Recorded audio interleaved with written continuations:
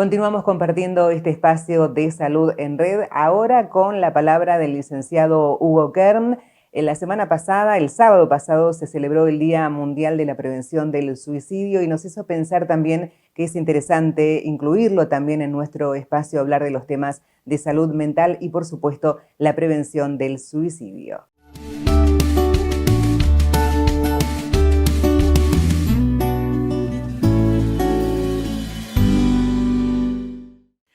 Hugo, desde tu área, desde lo que es la psicología y de lo que es este área así donde nos encontramos, vamos a comentarle a la gente aquí en Salud en Red de qué se trata cuando hablamos de suicidio.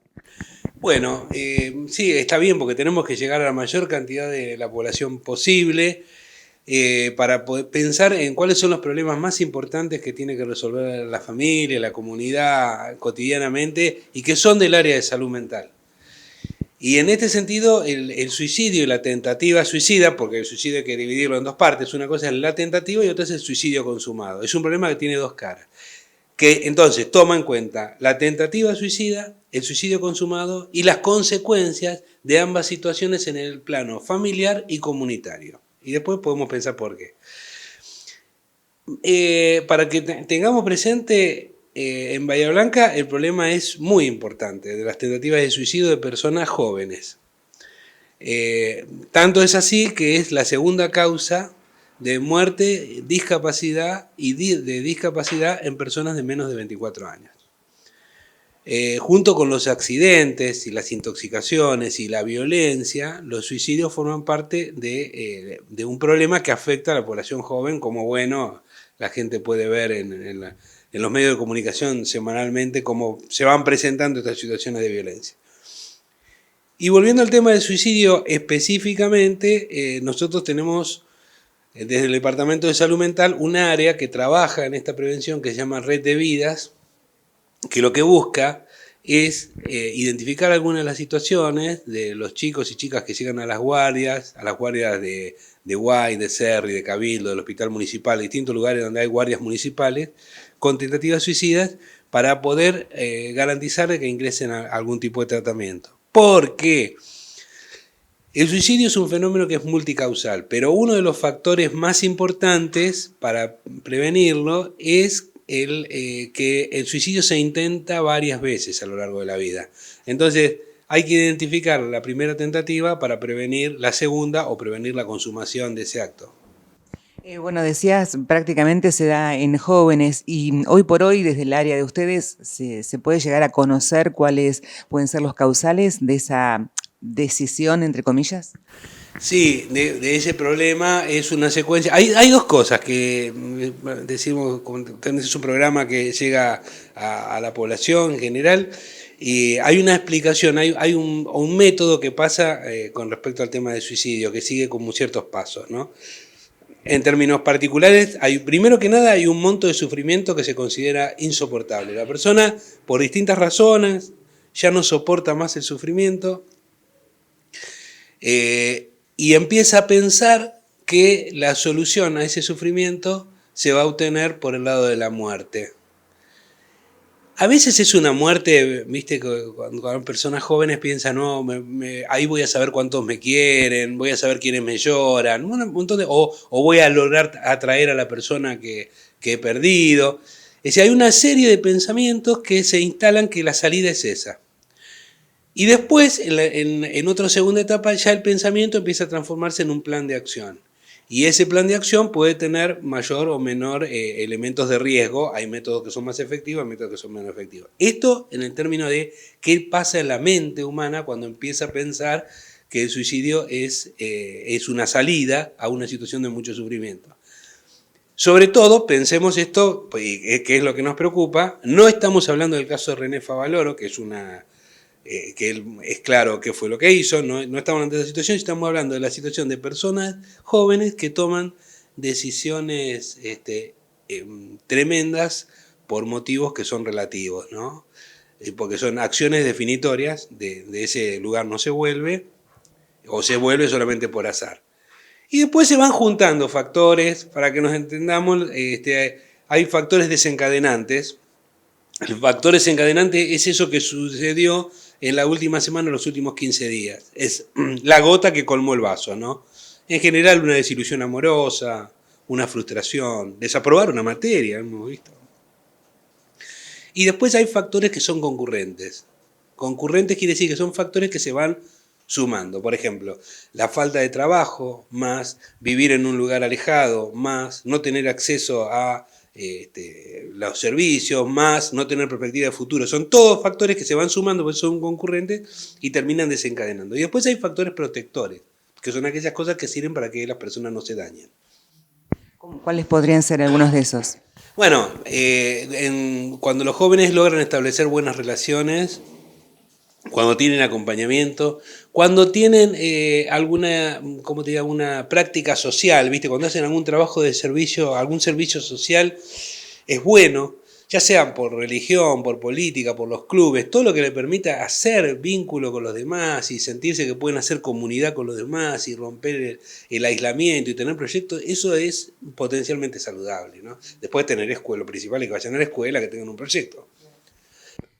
También quería consultarte, bueno, acerca de ese mito, ¿no? Que a veces dicen, bueno, no, el que avisa, bueno, como dice el dicho, ¿no? El que avisa no traiciona, cuando hay intentos, pero en realidad hay otros que dicen, no, él se queda callado, no va a pasar, solamente hace una broma, pero realmente estamos hablando de algo serio. O que dice, ¿quién no pensó en suicidarse alguna vez en la vida?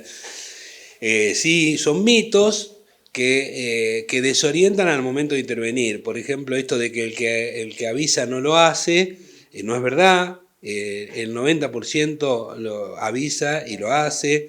Dice, el que lo tiene planeado no se puede hacer nada preventivamente porque es imprevenible. Y no es así. El acompañamiento, la intervención a tiempo, la búsqueda de ayuda profesional, muchas veces revierte la situación. A veces no, pero muchas veces revierte la situación.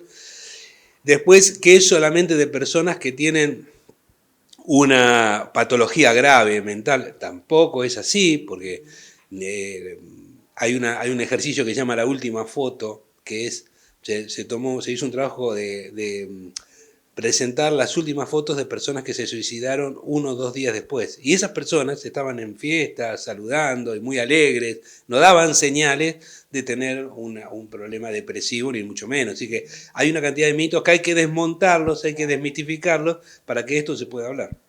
Y hablemos del después, ¿no? Cuando lo que quedan son los allegados y obviamente los familiares, las parejas, los hijos, los abuelos que han perdido un ser querido en estas circunstancias. Mirá, sí, nosotros hablamos de sobrevivientes al suicidio, ¿no? Pero es una situación tremenda. Las respuestas a las preguntas que se plantean se las ha llevado una persona y es un proceso de duelo muy difícil para las familias y que a veces necesita acompañamiento profesional. Desde el área de salud mental del hospital, bueno, ¿cómo están abordando toda esta situación? ¿Cómo lo llevan adelante? ¿Qué acciones se toman? Bueno, el sistema de salud municipal se divide en el hospital municipal y en el sistema de unidades sanitarias. Nosotros, el hospital tiene una estrategia, muchas de las personas llegan a la guardia y muchas de las personas llegan a las unidades sanitarias. Ahí se detecta el problema y se arman los planes de tratamiento. Para ir redondeando, decimos, ¿aquella persona da señales o cómo las identifica? Digamos, por allí yo he escuchado casos, bueno, desde los medios a veces dice esto no se habla porque se puede crear una psicosis, pero bueno, uno va conociendo a veces internamente historias, ¿no? De otras personas y por lo general, como decíamos al principio, no hay señales y es una persona callada, que se maneja socialmente, pareciera lo más natural posible. Difícil es detectar todo esto, ¿no? Desde, digamos, esa mamá o ese papá o esa pareja. Sí, es difícil detectar y depende del vínculo que haya, ¿no? Yo te diría, lo primero que aparece es que hay un monto de sufrimiento muy importante. Ahora, si vos o yo estamos sufriendo, ¿cómo lo demostramos? En general lo demostramos porque nos alteramos de alguna manera, tenemos un montón de señales, ¿viste? Vos ya sabés que dormís mal, te duele algo, te empiezan a pasar cosas en el cuerpo, por supuesto, todo lo que vos no reconozcas en la mente empieza a pasarte en el cuerpo, que es esta caja de resonancia que tenemos, ¿no? Y en la relación de la vida diaria, bueno, personas que se enojan mucho, que tienen distintas reacciones o que se ponen muy activas, pero que hay algo que llama la atención. Se puede ver, por eso depende del vínculo, depende si la persona te importa y demás. Y después la gran cuestión es el aislamiento. El aislamiento, que es lo que es cuando la persona se empieza a alejar de todos sus vínculos, de todo lo demás, y empieza a hacer un sistema, es muy difícil esto porque es interactivo. Porque yo me empiezo a alejar y vos te empezás a cansar también de que yo siempre tenga un problema, y entonces esa distancia es mutua.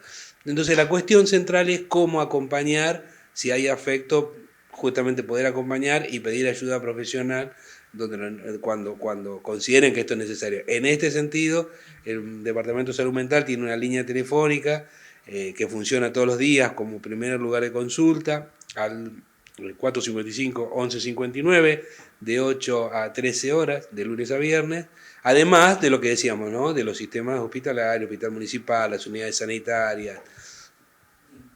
Muchas gracias, Hugo, por tu tiempo. No, gracias a vos.